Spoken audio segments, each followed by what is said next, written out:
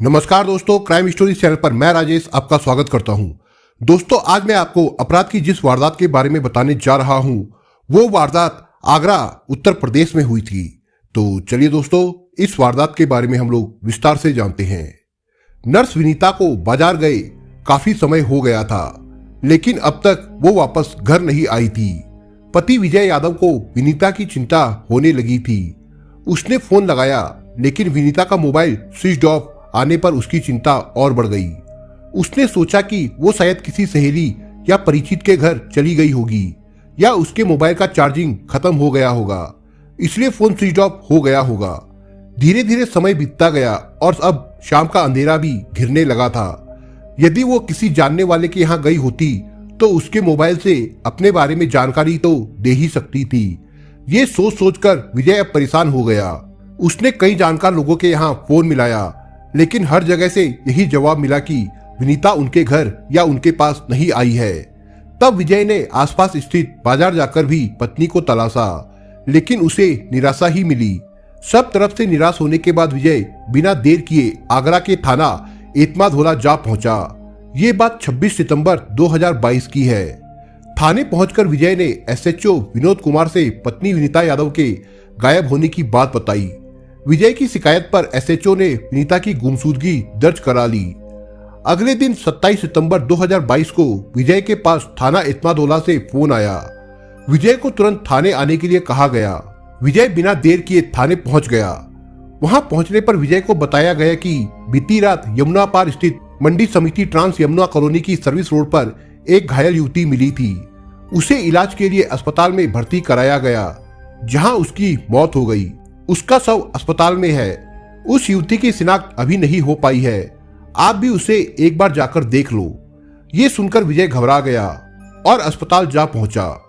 उसने जैसे ही शव को देखा तो वो फूट फूट कर रोने लगा। उसने पुलिस को बताया कि वो शव उसकी पत्नी विनीता का ही है। शव की शिनाख्त हो जाने के बाद पुलिस ने जरूरी कार्रवाई निपटाई और शव का पोस्टमार्टम कराया। पोस्टमार्टम के बाद विनीता के शव को पति विजय ने अपनी सुपुर्दगी में लेकर उसी दिन उसका अंतिम संस्कार कर दिया। कई दिनों से घर वालों की विनीता से बात नहीं हो पा रही थी, क्योंकि उसका मोबाइल फोन स्विच ऑफ जा रहा था। बात न होने पर उन्होंने उसके नर्सिंग होम में साथ काम करने वाले साथियों से बात की। तब उन्हें पता चला कि विनीता की सड़क दुर्घटना में मौत हो गई है। पति विजय ने उसका अंतिम संस्कार भी कर दिया है। जब विनीता की मौत की जानकारी उसके घर वालों को हुई तो वे सन्न रह गए। पिता नवीन चंद्र घर के कुछ लोगों को लेकर 1 अक्टूबर को सिरसागंज से आगरा आ गए। उन्होंने थाना एतमादोला के एसएचओ विनोद कुमार से मिलकर बताया कि उनकी बेटी विनीता एक नर्सिंग होम में नर्स थी और नुनियाई में किराए पर रहती थी। फिरोजाबाद जिले के नगला मोहन गांव के रहने वाले विजय यादव ने उसे अपने प्रेम जाल में फंसा लिया था। विनीता अविवाहित थी। वो विजय से शादी करना चाहती थी। उन्हें शक है कि विजय ने ही साजिश के तहत उनकी बेटी की हत्या की है। पुलिस इसे एक हादसा मान रही थी, लेकिन घर वालों की शिकायत पर पुलिस को भी दाल में कुछ काला दिखाई दिया। सीओ सुकन्या शर्मा के निर्देश पर एसएचओ विनोद कुमार ने शक के आधार पर घटना की जांच शुरू कर दी। पुलिस ने विजय की कॉल डिटेल्स चेक की तो पाया कि वो जिस समय विनीता के गायब होने की बात कर रहा था, उस समय उसकी मोबाइल पर विनीता से बात हुई थी। दोनों की फोन लोकेशन भी एक ही जगह की मिली। यही नहीं, पुलिस ने सीसीटीवी कैमरे खंगाले। घटना स्थल के पास कोई कैमरा नहीं था। उससे पहले और बाद में लगे कैमरों में एक बोलेरो दिखाई दी। नंबर प्लेट से बोलेरो के मालिक का पता चल गया। मालिक का मोबाइल नंबर निकाला गया। उस नंबर की कॉल डिटेल्स चेक की गई तो उसमें विजय यादव का नंबर मिला। विजय ने जांच के दौरान जो बयान पुलिस को दिए थे वे गलत निकले। गाड़ी और विजय की लोकेशन एक ही दिशा में थी, जिससे पुलिस को अहम सुराग मिला। छानबीन की गई तो विनीता के घर वालों के आरोपों में सच्चाई नजर आई।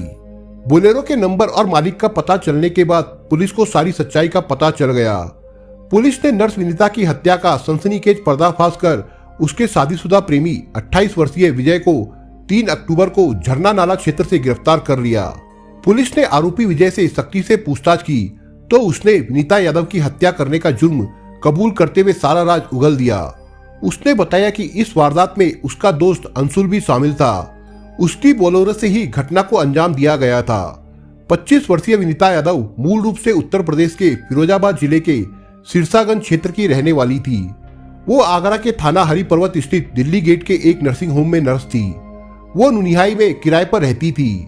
वहीं फिरोजाबाद जिले के नगरा मोहन क्षेत्र का रहने वाला 28 वर्षीय विजय यादव भी एक दूसरे अस्पताल में नर्सिंग स्टाफ था। चूंकि विनीता और विजय एक ही कार्य क्षेत्र में जुड़े थे, एक दिन काम के दौरान दोनों की जान पहचान हो गई।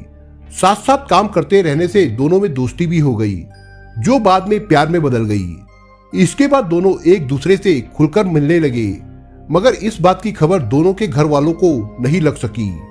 पिछले 1.5 साल से विजय और विनीता लिव इन रिलेशनशिप में रह रहे थे। विनीता ने अपने मकान मालिक को बता रखा था कि विजय उसका पति है। इस तरह विजय का जब मन होता वो विनीता से मिलने उसके कमरे में पहुंच जाता और 1-2 दिन रुककर चला जाता था। पहले विनीता का व्यवहार ठीक था, मगर कुछ महीनों से वो किसी और से फोन पर काफी लंबी बातें करने लगी थी। इस बात पर विजय को आपत्ति थी। मना करने पर वो झगड़ा करती थी और उसे जेल भिजवाने की धमकी भी देती थी। विनीता शादी करने का उस पर लगातार दबाव भी बना रही थी, जबकि विजय पहले से ही शादीशुदा था। ये बात उसने विनीता से छिपाई थी। उसे शक था कि विनीता उससे दूरी बना रही है और वो किसी और को पसंद करने लगी है। इसलिए उसने विनीता को रास्ते से हटाने की साजिश दोस्त अंशुल के साथ रची। विजय ने 26 सितंबर 2022 को योजना को पूरा करने के लिए अपने दोस्त अंशुल को फोन कर अपनी बोलेरो लेकर आने को कहा। इसके बाद विनीता को फोन कर मंडी समिति ट्रांससेवना कॉलोनी की सर्विस रोड पर मिलने के बहाने से बुलाया। विनीता पैदल वहां पहुंची थी। उस समय अंधेरा हो गया था। विजय और अंशुल बोलेरो में बैठे थे। विनीता को देखते ही वो पहचान गया। उसके सड़क पर आते ही विजय ने अंशुल को इशारा किया। इशारा मिलते ही अंशुल ने बोलेरो से उसे तेज टक्कर मार दी, ताकि किसी को शक ना हो और लोगों को लगे कि ये हादसा है। विनीता को कुचलकर विजय और उसका दोस्त अंशुल तेजी से बोलेरो को घटनास्थल से भगा ले गए। लिव इन रिलेशन में रहने वाली नर्स प्रेमिका विनीता की हत्या के बाद विजय थाना इत्मादोला में उसकी गुमशुदगी भी दर्ज कराने पहुंच गया था। इतना ही नहीं, अगले दिन शव की शिनाख्त अपनी पत्नी विनीता के रूप में करके उसका अंतिम संस्कार भी कर दिया। 26 सितंबर 2022 की देर रात किसी राहगीर ने पुलिस को सर्विस रोड पर लहूलुहान हालत में एक युवती के पड़े होने की सूचना दी। पुलिस ने घटनास्थल पर पहुंचने के बाद उसे अस्पताल में भर्ती कराया। कुछ देर बाद ही युवती की मौत हो गई। पुलिस ने इसे सड़क हादसा माना था। सातिर विजय यादव ने चालाकी दिखाते हुए 26 सितंबर को ही थाना इत्मादोला में विनीता की गुमशुदगी दर्ज करा दी थी। उसने नर्स प्रेमिका की मौत को हादसा दर्शाने की भरपूर कोशिश की और किसी हद तक वो अपने मंसूबों में सफल भी हो गया था। गुमशुदगी में विजय ने विनीता को अपनी पत्नी बताया था। दूसरी ओर पुलिस मृतका की शिनाख्त करने का प्रयास कर रही थी। तभी पुलिस को पता चला कि विजय यादव नाम के युवक ने अपनी पत्नी की गुमशुदगी दर्ज कराई है। तब पुलिस ने विजय को मृतक युवती की शिनाख्त करने के लिए थाने बुलाया। विजय का गुमशुदगी दर्ज कराना, विनीता को अपनी पत्नी बताना ही उसके गले की फांस बन गया और उसकी सारी चालाकी धरी की धरी रह गई। वहीं विनीता के घर वालों का आरोप था कि विजय अब भी झूठ बोल रहा है। विजय शादीशुदा है। उसने झूठ बोलकर विनीता को अपने प्रेम जाल में फंसा लिया था। वो उसे शादी का झांसा देकर उसकी तनख्वाह भी रख लेता था। विनीता ने जब शादी के लिए विजय पर दबाव बनाया तो उसने उसकी हत्या कर दी। अंशुल अभी तक फरार चल रहा था और उसकी गिरफ्तारी नहीं हो सकी थी। पुलिस उसकी सरगर्मी से तलाश कर रही है। विनीता की जिस बोलेरो से कुचलकर हत्या की गई थी, पुलिस ने उसे बरामद कर लिया। पुलिस ने हत्यारे प्रेमी विजय यादव को न्यायालय में पेश किया, जहां से उसे जेल भेज दिया गया। अपने इश्क को खूनी अंजाम तक पहुंचाने वाला विजय अब सलाखों के पीछे कैद है। नर्स विनीता की सनसनीखेज हत्या का पुलिस ने पर्दाफाश करने के बाद एसपी विकास कुमार ने एक प्रेस कॉन्फ्रेंस आयोजित कर पूरी घटना की जानकारी दी। विजय और अंशुल का जुर्म की दुनिया से कोई वास्ता नहीं था, लेकिन दोनों ने पेशेवर हत्यारों को भी मात दे दी थी। दोनों ने फुल प्रूफ मर्डर की प्लानिंग बड़ी होशियारी से की थी। विजय यादव ने सातिर दिमाग से पुलिस को चकमा दे दिया था, लेकिन मृतका के घर वालों के शक जताने पर पुलिस ने मामले की छानबीन कर हत्यारों को दबोच लिया। इस तरह हत्या का राजफाश हो गया। दोस्तों, आप अगर चैनल पर नए हो तो आप चैनल को सब्सक्राइब करने के साथ कमेंट बॉक्स में इस कहानी के बारे में अपने विचार जरूर लिखिएगा।